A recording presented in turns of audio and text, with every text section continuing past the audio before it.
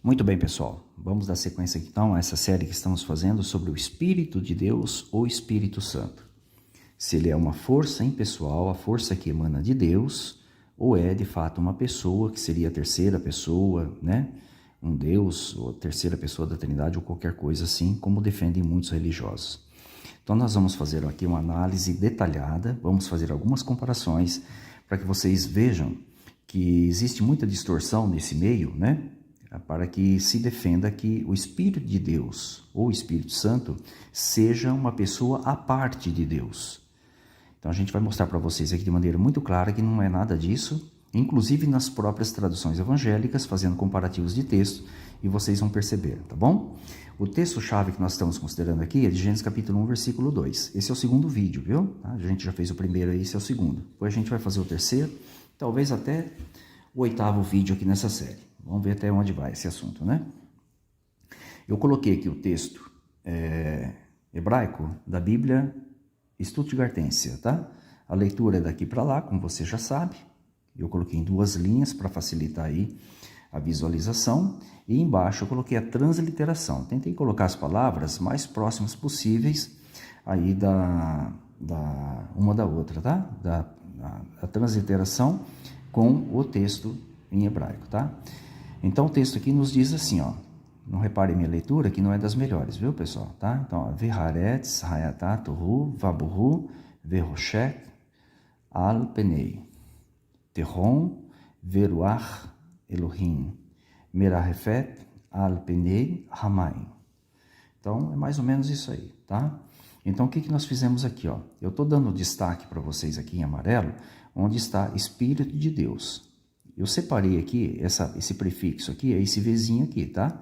Então, Ruach é daqui para lá só, Ruach Elohim, tá? Quer dizer, Espírito de Deus, tá? E o Espírito de Deus, é isso que o texto aqui está dizendo.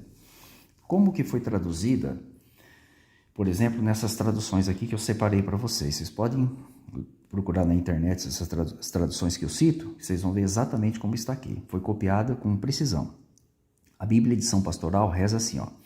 A terra estava sem forma e vazia, as trevas cobriam o abismo e um vento impetuoso soprava sobre as águas. Quem que é a fonte desse vento impetuoso? Obviamente que a fonte é Deus. O que Deus estava fazendo através desse vento impetuoso? Ele estava dando forma à terra e criando na terra as coisas que vieram a existir depois, porque ela estava vazia. A sequência dos versículos, depois do versículo 2, deixa claro isso, que este vento impetuoso, que é o Ruach de Elohim, estava sendo usado para dar forma à terra e criar as coisas na terra. Então Deus estava usando, olha, o seu vento impetuoso. Nós colocamos força ativa. Nós acreditamos que soa melhor do que vento impetuoso, né? Mas isso é questão de escolha, é questão de gosto, tá? Mas veja que a Bíblia Edição Pastoral traduz assim. A Bíblia de Jerusalém usa vento de Deus, tá?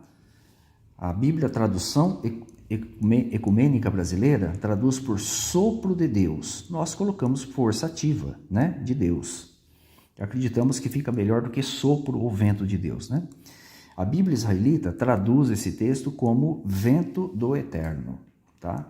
Então veja que existem traduções parecidas, né, de alguma forma, semelhantes à tradução Novo Mundo, que indica que o Espírito de Deus, ou o Ruach de Elohim, se trata de uma força impessoal, a força que emana de Deus, que ele estava usando para dar forma à terra e criar as coisas aqui na terra. Isso fica muito claro aqui no texto. A sequência dos versículos depois do 2 indica que Deus, né, continuou fazendo isso e passou a criar as coisas na terra. Nós temos um relato que tem bastante paralelismo com Gênesis capítulo 1, versículo 2. Esse é de Gênesis capítulo 8, versículo 1, que está falando aqui do pós-dilúvio, tá?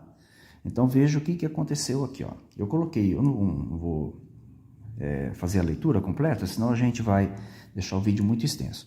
Então cada uma dessas palavras que você está vendo aqui, eu pus a transliteração embaixo para que você possa aí tentar fazer a leitura.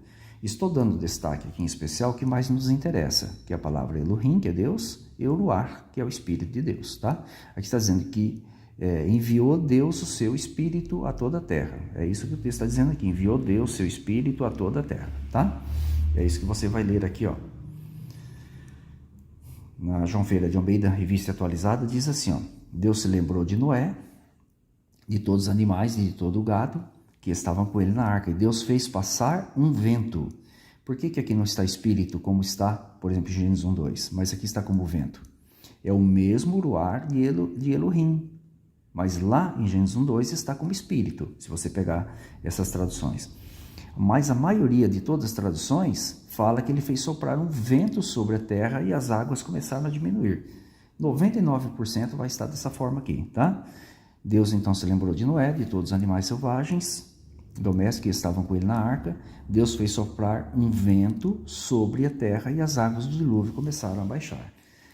O que Deus fez soprar? Ele fez soprar a mesma força que ele usou lá em Gênesis 1:2, ó, o seu Ruar. Tá? Exatamente a mesma coisa. Vou pôr aqui de novo para vocês verem. Ó. É a mesma palavrinha que está aqui. Ó. Ruar. Ruar de Elohim. E aqui Deus fez soprar o seu Ruar sobre a terra. Tá? Exatamente a mesma coisa. No entanto, aqui foi traduzida por vento. Né? Aliás, a maioria das traduções traduziram por vento nesse lugar aqui. Tá bom? Agora, o texto que nós temos mais relação aí com Gênesis 1:2 é o Salmo 104, versículo 30. Praticamente, ele é uma repetição do Salmo 1:2. Por quê? Fala do Espírito Santo sendo usado por Deus para criar, dar forma e dar vida às coisas na terra. Exatamente o que diz Gênesis 1:2, né? Ou ali na sua sequência. Então, nós temos o texto aqui, ó. Coloquei o texto em hebraico para vocês, ele é bem curtinho.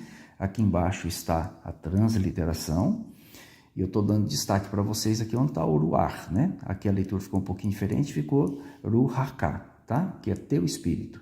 Então, se ele envia teu espírito, ó, se envia teu espírito, o que vai acontecer? São criados. Aqui a palavra, ó, baré, que é criado. Então, quando Deus envia o espírito dele, ele cria, tá vendo? Ó? Ele cria através do seu espírito. Como que foi traduzido o Salmo 104? Mesmo nas Bíblias evangélicas que traduziram lá em Gênesis 1:2 por Espírito de Deus, né? Ainda com maiúsculo ainda para dar pessoalidade. Olha aqui, ó, envias teu fôlego. Só que lá em Gênesis 1:2 ela colocou lá Espírito com letra maiúscula, né? Então Deus envia seu Ruar, olha aqui, e cria. Então através do seu Ruar ele cria, renova a face da terra. Olha aqui, Almeida atualizada, teu fôlego. Corrigido e fiel, teu espírito, manteve a palavra espírito. A edição pastoral católica, teu sopro. A Bíblia hebraica, com tradução para o português. Aqui, quando lhes envia teu sopro de vida. Olha só, sopro de vida. Bíblia de Jerusalém, teu sopro. Rei Jaime atualizada. Envias teu fôlego, nova versão internacional, teu fôlego, nova versão transformadora, teu fôlego. Perceba que o Ruar de Deus é enviado para criar e renovar a face da terra, fazer o que Deus deseja, etc. Tal. E aqui foi traduzida, nessas versões, por fôlego, por espírito, sopro de vida. Né? Então fica muito claro que o Espírito de Deus que emana de Deus não é uma pessoa, mas é o quê? É uma força impessoal, a força mais poderosa do universo, que emana de Jeová para que ele realize sua própria vontade. Seja criar, seja para fortalecer seu servo, seja para inspirar os escritores da Bíblia, seja para o que for.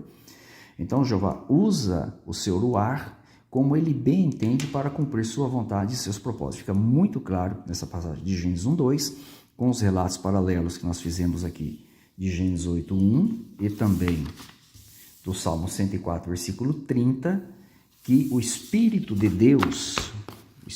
Deus não é uma pessoa, né, à parte de Deus, muito ao contrário. É a força que emana de Deus, né? Conforme a gente colocou aqui, ó. Por isso que nós colocamos na tradução Novo Mundo, força ativa. Soa muito mais bonito do que vento impetuoso, vento de Deus, né? Pelo menos essa é a minha opinião e a opinião da maioria daqueles que concordam com essa tradução, ok? Espero que gostem desse vídeo.